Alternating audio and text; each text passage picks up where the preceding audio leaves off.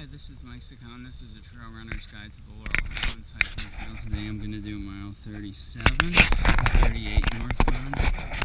It is August 5th, 2016, 7:01 p.m. Today I had to backtrack 2 miles from mile 39 access point WS and something railroad or whatever it is to get to mile 37. I don't want to rush this too much, so I'm hoping that in doing that you'll have a sense of kind of like the trail and how it looks at different times of the year and different months. So first video for August, going northbound. What I did was I took my time, took a good hour or so to make it down to mile 37 and used that opportunity to take a lot of still pictures, a lot of interesting mushrooms and just different shots of the trail using my Nikon camera. I don't always get to do that if I'm doing the videos, so when I have to backtrack I try to do that. I'm still not really sure how to best share the still pictures. I am going to be putting them up on Facebook soon, so that'll be the first place. Hopefully at some point I'll figure it out. So we're going up a little, we just crossed that little creek. The sound you might hear in the background is the Pennsylvania Turnpike. This is the first mile that is completely north of the Pennsylvania Turnpike. And where the turnpike crosses over is mile 36.9. So last week I did that video. It's also, I think, mile 105.5 on the turnpike itself, which is between the Donegal and Somerset exit, a little bit closer to Somerset than Donegal. So we are probably in Somerset County. You kind of straddle the border between Somerset and Westmoreland County a lot on this trail. Today it's hot as heck back home in Pittsburgh, Wexford area and all that. Seemed like it was about 85 with 110% humidity. Don't know if that's possible, but it sure felt like it. I come up here, 70 degrees on Laurel Mountain, and it actually seems like the humidity might be a little lower here too. It's just always refreshingly cool on top of Laurel Mountain, and sometimes I just need to get away from the heat, that's for sure. The summer has been a killer. A lot of high 80s and 90s. We don't usually get that hot except every few years. So I'm looking forward to cooler weather. But tonight, pretty much partly cloudy. A little bit of raindrops here and there. Came earlier in the day before I got here. I believe I hear a blue jay calling out there. Shrieky sound.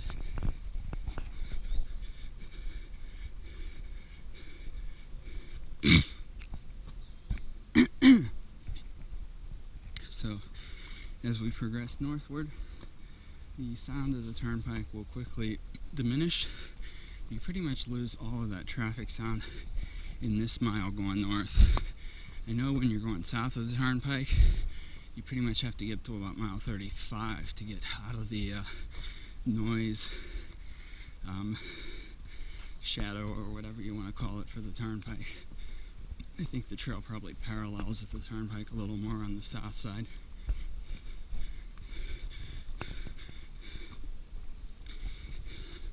The northern miles are a little easier for me to get to.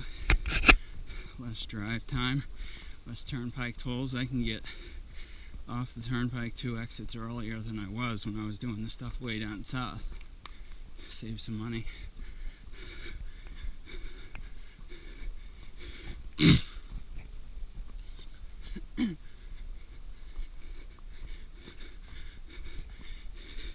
Probably won't stop a whole lot now for things like mushrooms in that, since I took plenty of still pictures before, but I'm sure you'll see them popping up in the video. All sorts of different colors of mushrooms and fungi of every type along the trail. Very picturesque. Taking close-up pictures and different things.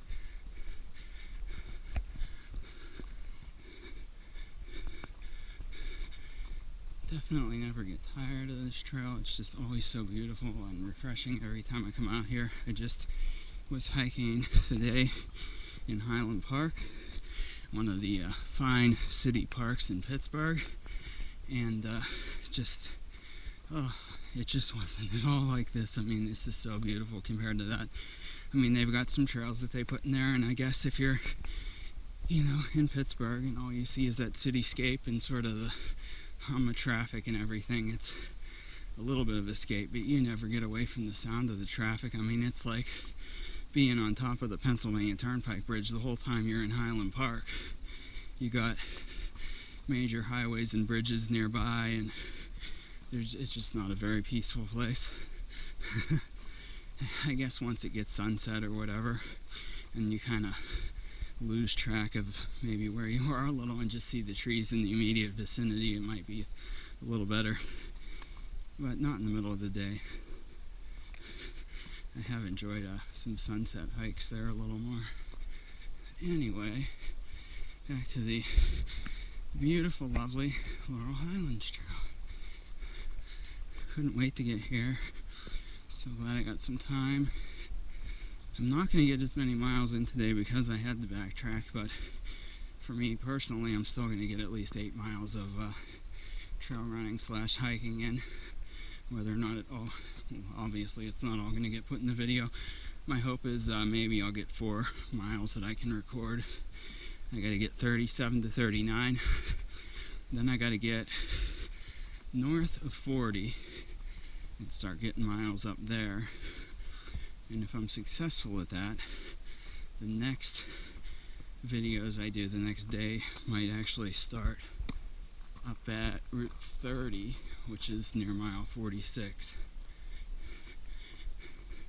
Because then I can backtrack and come forward and everything is recordable.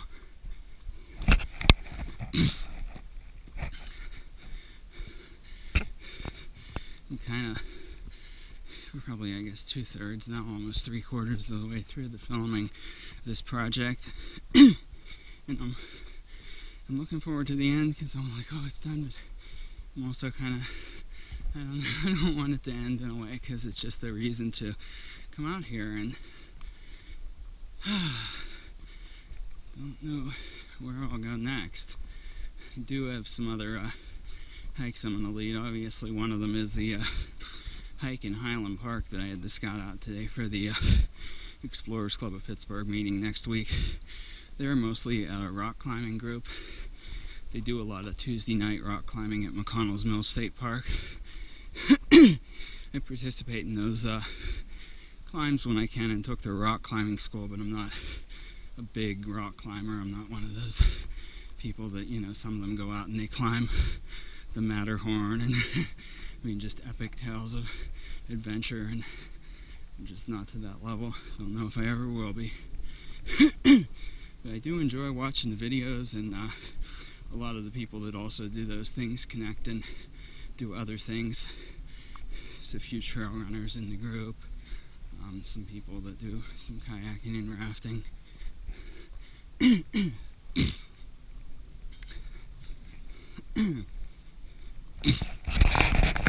So that's Highland Park coming up next week, and then I finished a few weeks ago scouting out the Butler County section of the North Country Trail that I'm going to be leading a hike for the Keystone Trails Association fall conference or gathering, I don't know what they call it, up in Emlenton, PA this year. It's about 50 miles northeast of where I live. So that's done. And I have another one I'm going to be doing up in Clarion County, probably more like 100 miles northeast of where I live. So I may insert that in here one of these weeks and kind of drag this out a little longer, maybe to get some of these miles recorded in the fall or late summer. So essentially, when you watch these videos, you're going to see a progression of kind of the season, sort of from maybe early June, late May at the south, and it'll get later in the year as they go north. The one exception being the northernmost 5 miles which were originally recorded prior to this year's Laurel Highlands Hiking Trail Ultra, so prior to June 12th, 2016, because some people asked me if I could get some videos of the northern section because they're going to be finishing the Ultra in the night, and they want to know what's there. They won't really see it. So I wanted to crank those out as fast as possible. But in general, I'm trying to keep the continuity of sort of progress north. I wish I could do it in one fell swoop. It's like a epic backpacking trip or something, but my shoulders just aren't any good for backpacking anymore, unless it's really, really spectacular backpacking, like had the opportunity to go across the Grand Canyon last year, and my shoulders were all whacked up and hurting, and everything was uncomfortable with the backpack, but I'm so glad I did it, because I mean, I just wouldn't have seen those places any other way. Prefer to go fast and light when I'm on the trails. I really do enjoy pack rafting and kayak camping, although those opportunities seem to be very, very infrequent at best. I'm going to be going, hopefully, in a few weeks up to Allegheny National Forest and paddling in the Kinzig Reservoir area with one of our sea kayaking groups. Well, the only sea kayaking group in western Pennsylvania, Outcast Sea Kayakers. And yeah, I always thought it was weird at first that there was like a sea kayaking group in western Pennsylvania, which is like, I don't know, 7 hours, 6 hours from the beach, from the ocean. Got Lake Erie 2 hours, 2.5 hours north. But there are some sea kayakers, and I have a sea kayak, and I like going out on some big open water with them. The Kinzig Reservoir is probably a couple miles wide and maybe 30-40 miles long, dammed up portion of the Allegheny River that runs into New York State up to where the Seneca Indian Reservation is, kind of in the I-86 area. We'll probably be hitting it from I don't know if it would be the middle or the south part, definitely the Pennsylvania side, I know that.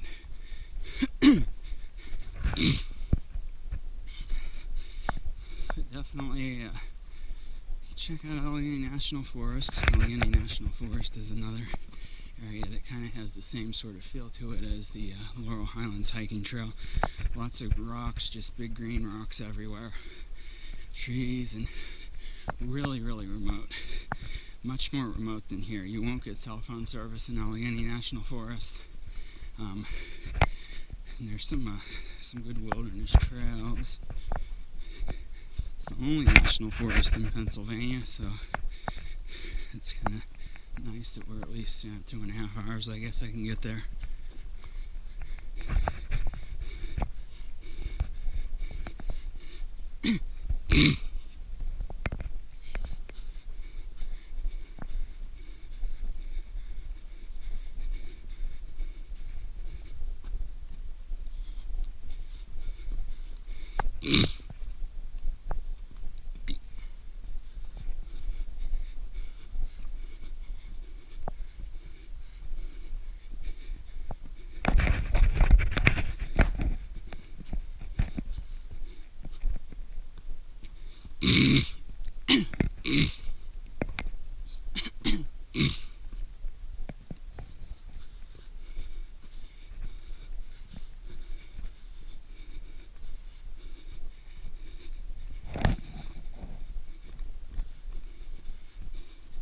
We've come up a good, well over 200 feet since the beginning of this month.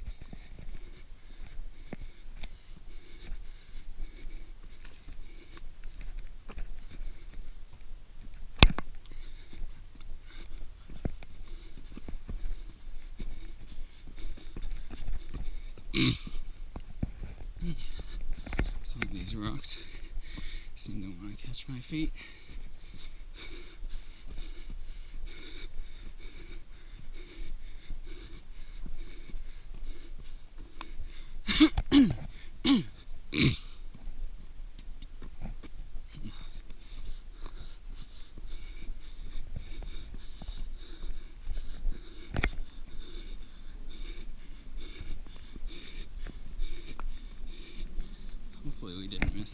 was a really spectacular fossil. I probably showed it on the southbound mile, but if I see it again, I'll show it again on this mile. It's one of the ancient trees. If there's any archaeologists out there, you could probably identify it far better than me, but probably from the Pennsylvanian era period, which would have been about 300 to 350-ish million years ago. Well before the dinosaurs. The Appalachian Mountains are really old, and the rocks that are in the Appalachian Mountains are even older because they got pushed up in the probably the Alleghenian orogeny mountain building event. So yeah, you have these wonderful fossils of these ancient trees that are very abundant on the Laurel Highlands Trail, and more so toward the south. As you get north, they get less and less common. Ohio pallets, tons of them.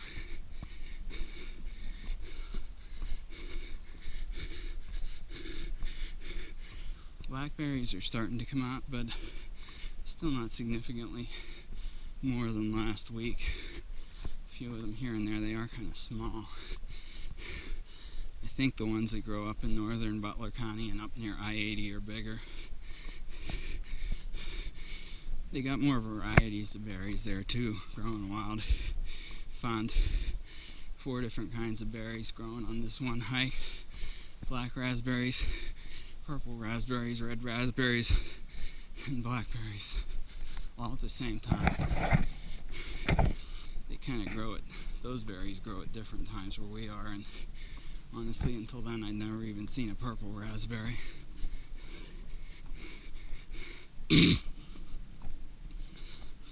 Finished eating up my supply of wine berries, kind of a tart orange and red raspberry family type of fruit. It's an invasive species, grows along the sides of roads, which is exactly where I found it at North Park in Allegheny County, where I live. A few weeks of good harvesting of the wine berries, and then they kind of stopped growing.